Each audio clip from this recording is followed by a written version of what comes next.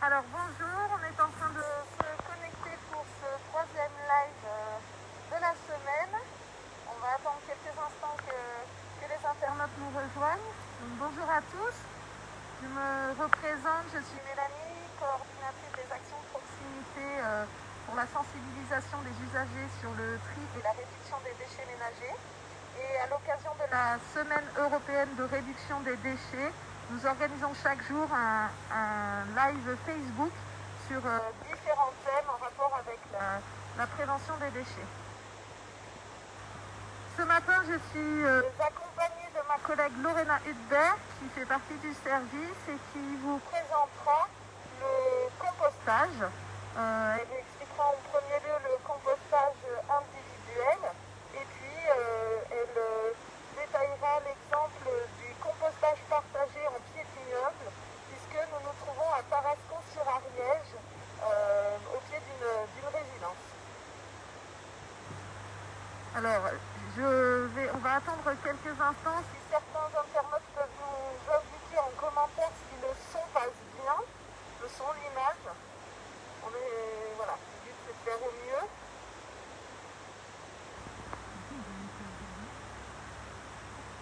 Alors on a de la chance, on a le soleil qui arrive juste pile à l'heure pour notre live.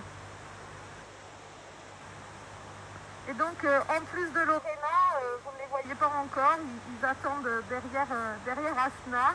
Il y aura deux personnes, deux habitants de la résidence qui témoigneront sur leur expérience de référent compostage. Asna, est-ce que tu as des retours sur le son? Est-ce que les gens nous entendent bien? J'ai pas encore de retour. Ah, le son passe bien, si c'est bon. Le son passe bien, ok. Ben, l'image, on espère aussi. Le son est très correct. Ok, parfait. Oui, si tu veux. Le pied de l'immeuble, du coup? Alors, il y a derrière nous les jardins qui appartiennent aux résidents.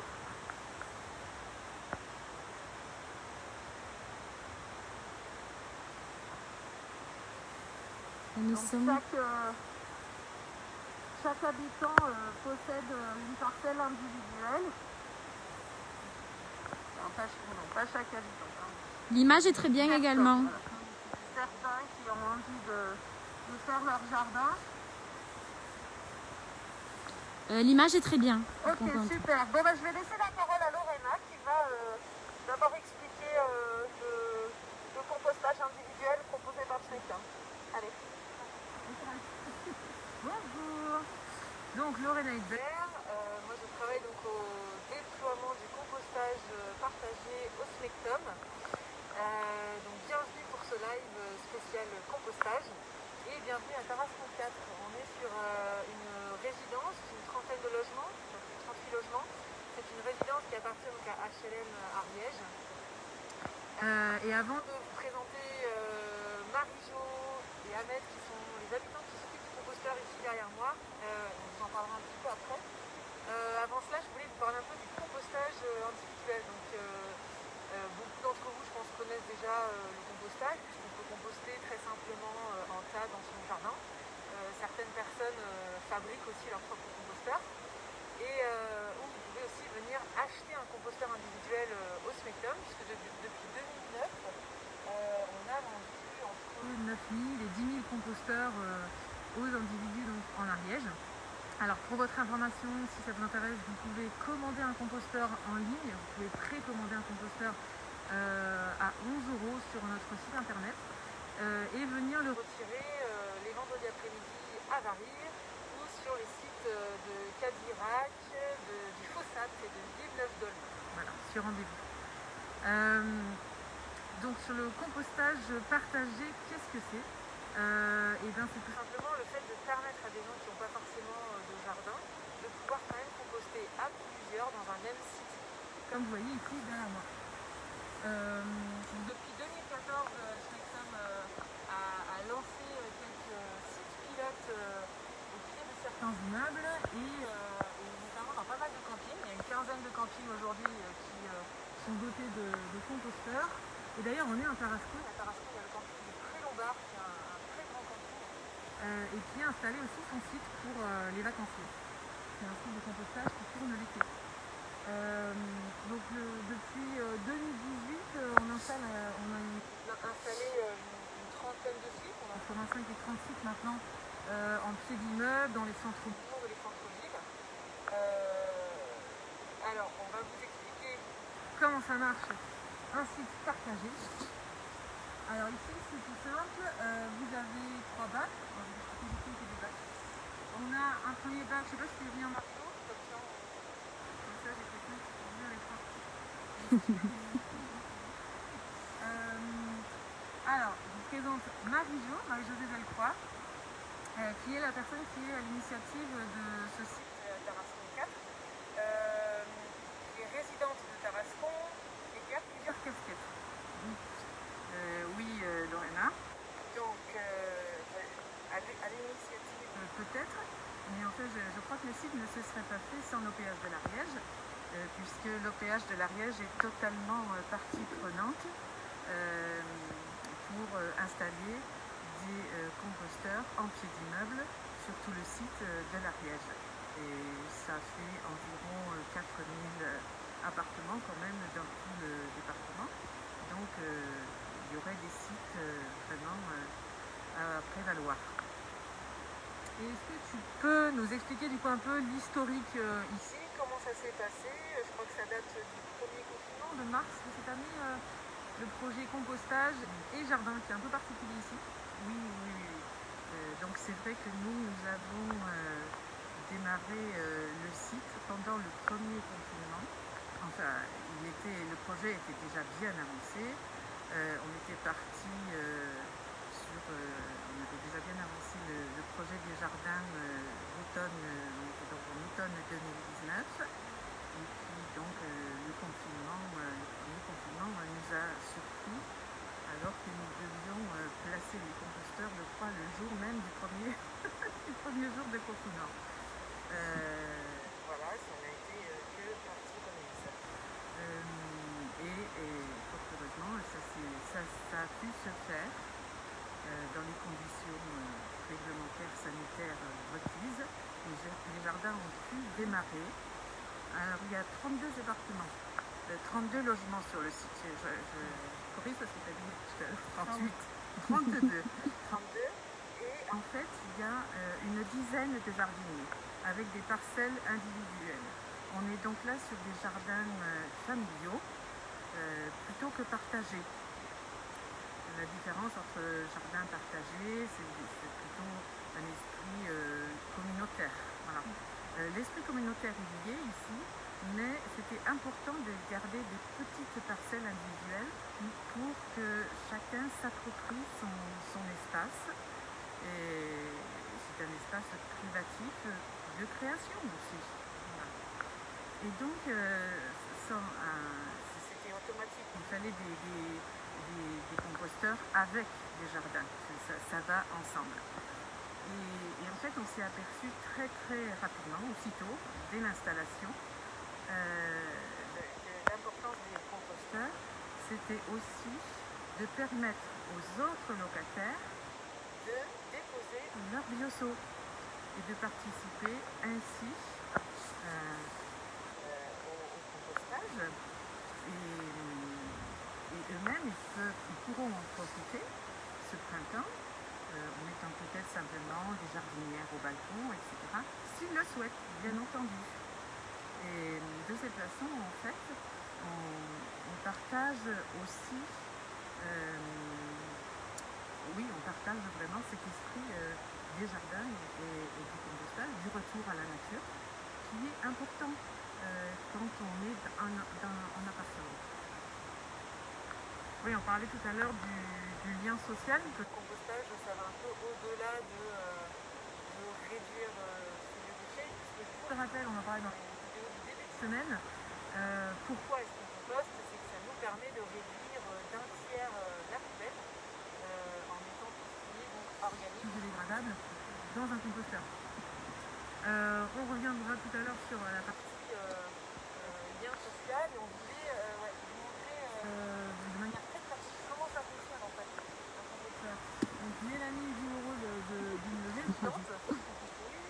En fait, quand on installe un site, quand on a à dispo des habitants de bioseaux gratuits, donc on vous distribue à tous un bioseau qui vous permet dans la cuisine de trier les biodéchets. Alors pour rappel, n'hésitez pas à poser des questions en commentaire si vous avez des doutes sur ce qu'on peut y mettre, c'est le moment, on peut vous y répondre. Alors qu'est-ce qu'on peut mettre dedans? Des épluchures, tout ce qui est épluchures de fruits et légumes, mais aussi le marc de café, les filtres à café, tout ce qui est sopalin, cartonnettes, les boîtes d'œufs par exemple en carton. Qu'est-ce que j'oublie? Les coquilles d'œufs, ouais. Les sachets de thé, qui sont fibres naturelles, et ensuite les feuilles mortes, qui est finalement déchets de jardin. Donc le bioseau, on s'en sert pour trier dans la cuisine, et puis c'est tout simple, on ouvre le composteur, on vide le bioseau, et voilà. Alors peut-être que vous allez vous poser la question de pourquoi est-ce qu'il y a 3 bacs. Je peux montrer peut-être les panneaux. Oui. Alors on a un bac d'apport, donc c'est là où les gens viennent se vider leur bioseau. C'est juste ici. Et puis juste à sa droite, il y a un bac à matière sèche. Alors la matière sèche, qu'est-ce que c'est? C'est tout ce qui est brun, la matière brune, donc c'est des feuilles mortes, des copeaux, ça peut être du broyat de bois, quand on broie des branchages. Ça peut être du carton, du journal, tout ce qui est matière brune. Et dans un composteur, on va toujours essayer d'avoir un équilibre entre matière humide et matière sèche. Donc à peu près soit 50-50, 50% matière humide pour 50% matière sèche, soit 2 tiers, 1 tiers, en essayant d'avoir toujours un peu plus de matière humide.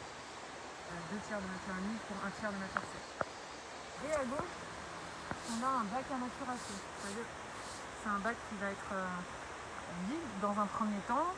Et puis quand le bac d'apport est plein, on fait une opération de mise en maturation. Donc on va ouvrir le bac d'apport, on vide tout son contenu dans le bac à maturation, ce qui permet de faire un brassage complet. Et on laisse maturer pendant quelques mois. Donc là ça a été fait ici il y a une dizaine de jours. Et donc là vous avez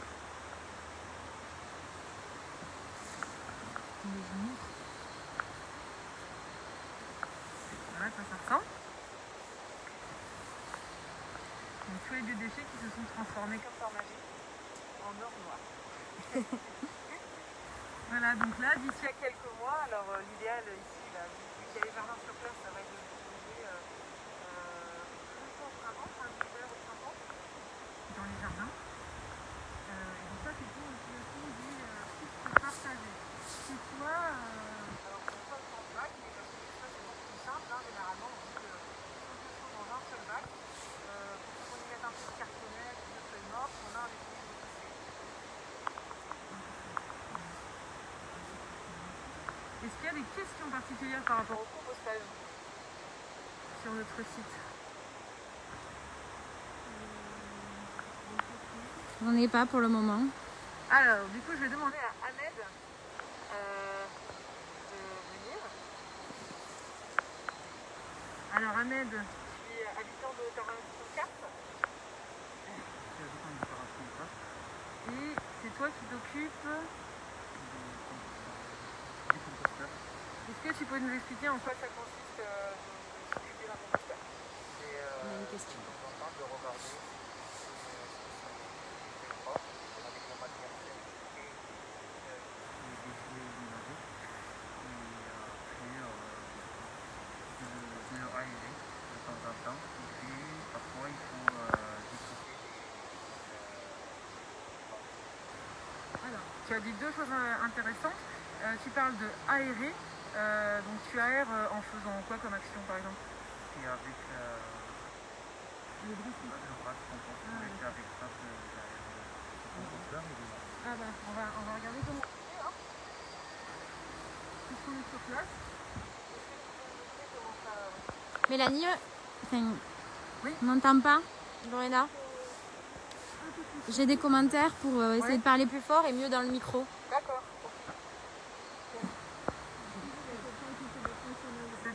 Ouais, en plus on a une nouvelle côté. Oui. Alors, le brasse-compost, c'est cet objet. Il n'y a pas de... Là, avant de brasser le compost, je voudrais qu'il n'y ait pas de graines blanches. Je prends le sauvail. Alors, il nous parle des grandes branches qui sont dans le composteur, puisqu'ici, avec les composteurs, ça sert aussi aux déchets de jardin. Finalement, ça permet de réduire aussi ces déchets de jardin. Et donc, des fois, tu trouves des brochages. Bah là, on est à l'automne, hein, donc c'est la fin de la saison du jardin. Donc, j'imagine que beaucoup de jardiniers sont venus mettre leurs déchets verts dans le composteur. Et donc, tu cisailles pour de réduire un maximum ce qu'on y trouve. D'accord.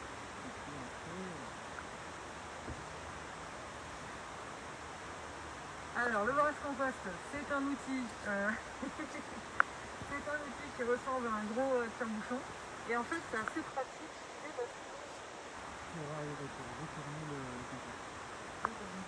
Ça permet d'aller jusqu'au fond. On peut peut-être ouvrir la porte pour voir ça. En fait, on visse, hein, avec le brasse-compost, on visse dans... Voilà, on va visser jusqu'au fond du mélange.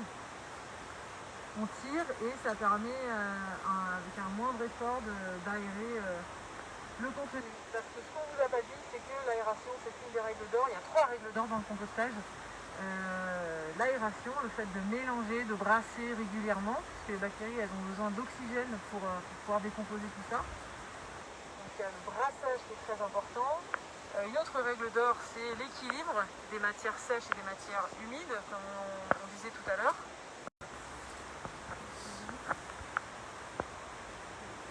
Et la troisième, c'est quoi la troisième règle d'or ? L'humidité. Je regardais si je me suis vu. On aura quelques questions après, Lorena. Allez, je t'écoute pour les questions. Si on n'a pas 3 composteurs à la maison, oui. Comment on peut faire pour faire la technique de matière sèche et de bac de maturation par la suite? Alors, il n'y a pas besoin de faire ça quand on est chez soi. Souvent, un composteur de 400 litres est largement suffisant pour un foyer de 2 à 4 personnes. Pour peu qu'on y mette dans notre bioseau, en plus des épluchures, si on y met un peu de matière cartonnée, de sopalin ou autre, ça fait l'équilibre de matière sèche, matière humide. Et puis, si vous laissez une fourche à côté de votre composteur dans le jardin, vous brassez régulièrement et vous n'allez pas avoir besoin d'avoir ce système de mise en maturation et de réserve de matière sèche à côté. Mais certains vont vouloir le faire pour obtenir un compost peut-être plus structurant. Ça dépend du type de compost qu'on veut obtenir. Si on veut un compost qui structure le sol, on peut vouloir y mettre beaucoup plus de feuilles mortes par exemple, ou de broyat. Et alors ça peut être pas mal d'emprunter un broyeur Osmectum. Alors notre collègue vous en parlera demain, hein. Demain on parle du broyage. Vous pouvez actuellement emprunter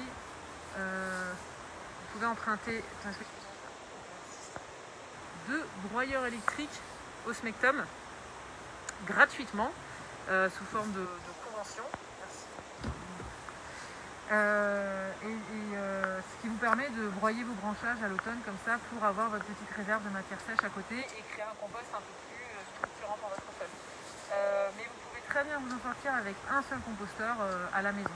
Ici, on parle de sites partagés où il y a une quinzaine de foyers qui participent en même temps et c'est là qu'on a besoin d'un bac en plus à côté pour pouvoir mettre en maturation quand c'est plein.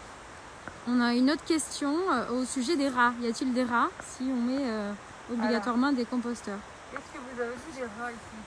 Alors nous avons vu des rats, mais ça n'a rien à voir avec les composteurs. En fait, les rats étaient déjà sur site avant. Parce que nous sommes proches de la rivière. Et en fait, il y a eu des travaux dans la rue, des travaux pour des canalisations, c'était pour l'eau, l'électricité d'ailleurs. Et on sait que là, ça favorise, les rats, ils sont dérangés, donc ils changent de domicile. Voilà. Mais ils n'étaient pas dans les composteurs. ils étaient plutôt dans les poubelles. Ouais, voilà. Ouais, c'est une crainte qui revient assez régulièrement, la crainte des rats. En fait, les composteurs, ils n'attirent pas spécialement les rats. On a tendance à penser que les rats, ils sont dans certains endroits. Et quand on installe un composteur, on leur apporte effectivement le gîte et le couvert. Donc ils peuvent être très heureux de venir y nicher, soit pour faire des portées, soit pour manger. Mais une solution à ça, c'est l'activité humaine. C'est qu'un rat, ça n'aime pas être dérangé. Donc quand on vient régulièrement, ne serait-ce qu'une fois par semaine, passer un coup de faux, brasser son composteur, il n'y a aucune raison que les rongeurs y restent. D'accord. Une autre question, faut-il humidifier le contenu du composteur? Et si oui, à quelle fréquence? Alors, je dirais que c'est empirique. L'humidification du composteur, c'est l'usage qu'on réalise si c'est trop humide ou pas. Il y a un test qui s'appelle le test du point. C'est-à-dire que vous prenez une poignée dans la main, de préférence avec un gant. Et si vous serrez votre poing, si ça dégouline d'eau, c'est que c'est bien trop humide. Si vous avez une forme qui reste moulée, c'est que c'est trop sec. Il faut que ce soit tout juste entre les deux, votre mélange. Et donc, de plus en plus, on essaye d'éviter d'utiliser de l'eau potable pour arroser les composteurs. C'est vrai que dans les anciens guides, on voit beaucoup la personne avec l'arrosoir, et il y avait cette idée commune d'aller arroser son composteur quand il est trop sec. Maintenant, on a tendance à dire que il faut essayer de jouer avec la météo, et que si on voit qu'il va pleuvoir et qu'on pense qu'il est trop sec, on laisse le couvercle ouvert, on laisse passer quelques pluies dessus, et voilà, on le gère plutôt comme ça. Mais on évite de mettre de l'eau potable dans un composteur. Et il y a aussi l'histoire de gérer les matières fraîches et matières humides et matières sèches. S'il est trop sec, peut-être mettre un peu moins d'apport sec et plus de matière humide. Oui, d'épluchure, de pompe. On avait une question qui revient, tu l'avais déjà abordée au début, comment on peut se procurer un composteur au Smectum du Planterel? Comment on peut se procurer un composteur? Alors vous pouvez aller sur le site internet www.smectum.fr, dans l'onglet mes services, il me semble, vous avez la possibilité de précommander un composteur et de le prépayer en ligne. Ensuite, soit vous venez le retirer un vendredi après-midi à Varilhes, et si c'est sur les autres sites, c'est par rendez-vous, donc c'est sur le site du Fossap, de Villeneuve-d'Aulne ou de Cadirac. Voilà. Bon, je pense qu'on va conclure. Merci Lorena. On va demander à Marie-Jo et à Ahmed de revenir avec nous. On va peut-être se mettre. Oui, c'est nous qui allons venir jusqu'à vous en fait. Donc merci à vous pour cette superbe démonstration sous le soleil ariégeois. J'espère que ça aura été concluant et clair au niveau de toutes ces explications. Et vous pouvez continuer à commenter. On regardera les questions et on apportera les réponses qu'on n'aurait pas données aujourd'hui. Merci. Rendez-vous demain à 10h.